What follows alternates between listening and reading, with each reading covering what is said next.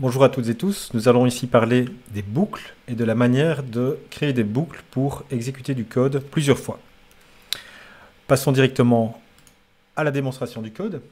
Donc j'ai ici un petit tableau à une dimension et j'aimerais bien parcourir chacun des éléments un à la fois. La manière la plus simple de faire est d'utiliser la boucle for. Donc je vais faire comme ceci. Je déclare une variable au départ de la boucle for, et vous voyez que la boucle for prend trois arguments, trois blocs de code, qui est l'initialisation, c'est le premier bloc, je déclare la variable i et je l'initialise à 0, puis j'ai la condition, qui est tant que i sera plus petit, par exemple, que la longueur de mon tableau, et ce que je fais à la fin de ma boucle, c'est faire i++. Ok. Et ici, j'affiche le contenu du tableau à l'indice i, et en ce faisant, je vais bien sûr parcourir chacun des éléments du tableau, et je vais voir tous les éléments qui s'affichent un par un, donc 1, 0, moins 12, 12 et moins 1. Donc chacun des éléments un par un. J'aurais pu aussi interrompre l'exécution de la boucle, et vous voyez que je peux l'interrompre de cette manière-là, par exemple, if i égale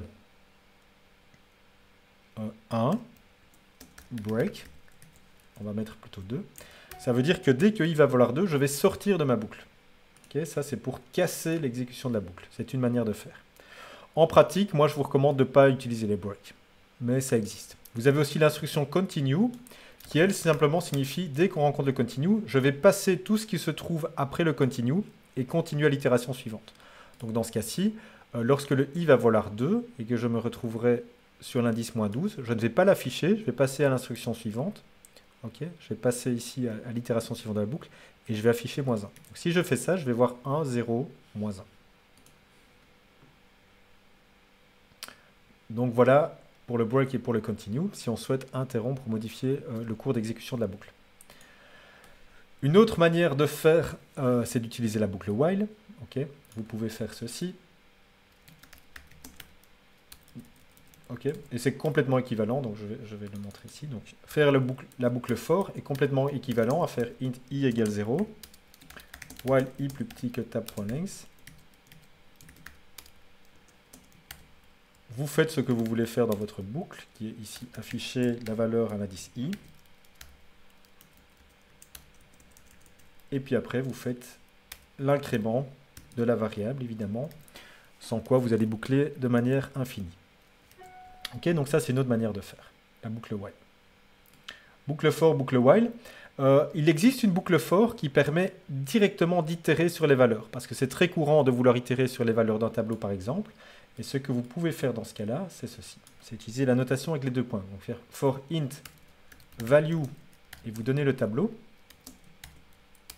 Ok, et vous affichez directement la valeur. Dans ce cas-là, value va valoir successivement la première, la deuxième, la troisième et la quatrième valeur du tableau.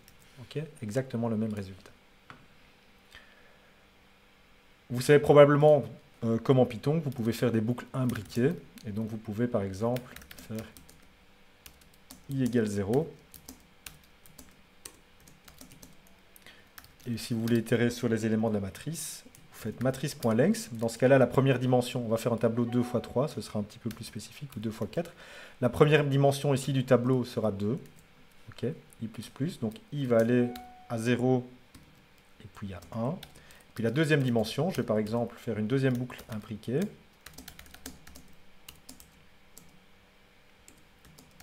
J plus petit que matrix.length. Attention ici, c'est pas ce que je veux faire. Je veux itérer sur la deuxième dimension de mon tableau. Et c'est spécialement important si mon tableau n'a pas la même longueur dans les deux dimensions. Donc par exemple ici dans la deuxième dimension, celui-ci a une longueur de 4, celui-ci a une longueur de 3. Donc c'est important de le faire comme ceci. Et je n'oublie pas que c'est le tableau à l'indice i pour lequel je veux aller chercher la longueur. Je fais j++. Et là, je vais bien parcourir tous les éléments de mon tableau. I, j. Et donc je vais voir les éléments 1, 0, 12, moins 1, puis 7, moins 3, 2.